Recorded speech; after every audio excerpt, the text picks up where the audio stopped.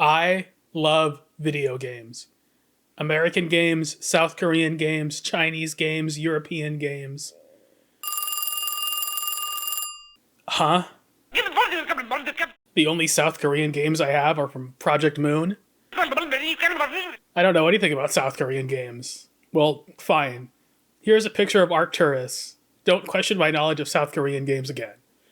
But wait, this video is for my Japanese culture class.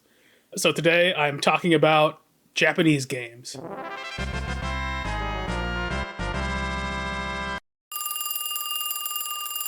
What? Again? Wait, no one will recognize any of these characters. Okay, well how about this?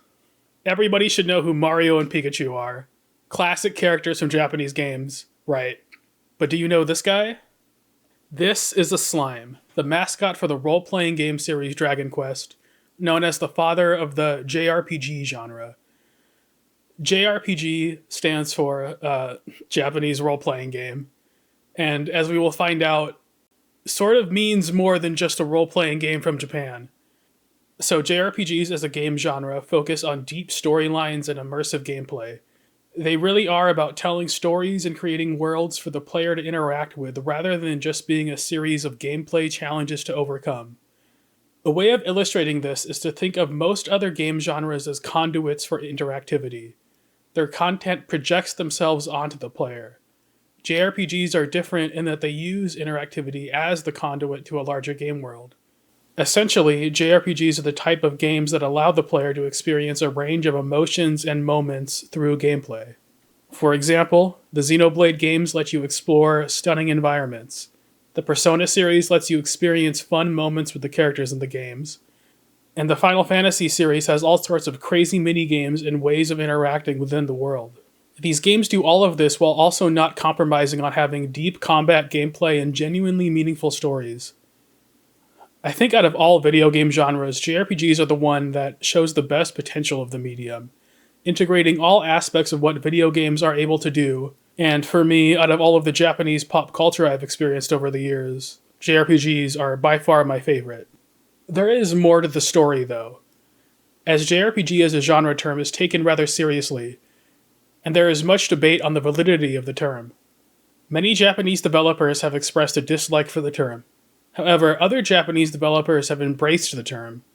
An interesting way of talking about this is recently there was a game that came out called Clair Obscur Expedition 33. Clair Obscur markets itself as a JRPG, but as one will find out, the developers are from France. So again, people began debating the meaning of the term JRPG, and ultimately at this point I would say most people would say that Clair Obscur is a JRPG, as it certainly looks and plays like one even though it isn't actually from Japan. With this, one could say JRPG is a term that has evolved to not really be bound to being just an RPG from Japan, but a specific kind of game with a certain kind of identity. Really, I think the themes and ideas expressed in these games are universal in nature. Even games set in Japan, like Persona, have something to offer to any individual of any country. The strongest reason I enjoy this genre, though, is the power of the stories that the games are able to tell. I think these games have a real way of conveying fun stories, comfy character interactions, and genuine philosophical messages that aren't really frequent in any other medium. My strongest recommendations for new people who want to experience the peak of the genre are the Xenoblade games on Nintendo Switch, the Persona series, which you can find on pretty much everything, and then the Final Fantasy VII Remake series and Final Fantasy XIV. Final Fantasy VII should basically be coming to every console at this point, and Final Fantasy XIV is on PlayStation, Xbox, and PC. Thanks for watching.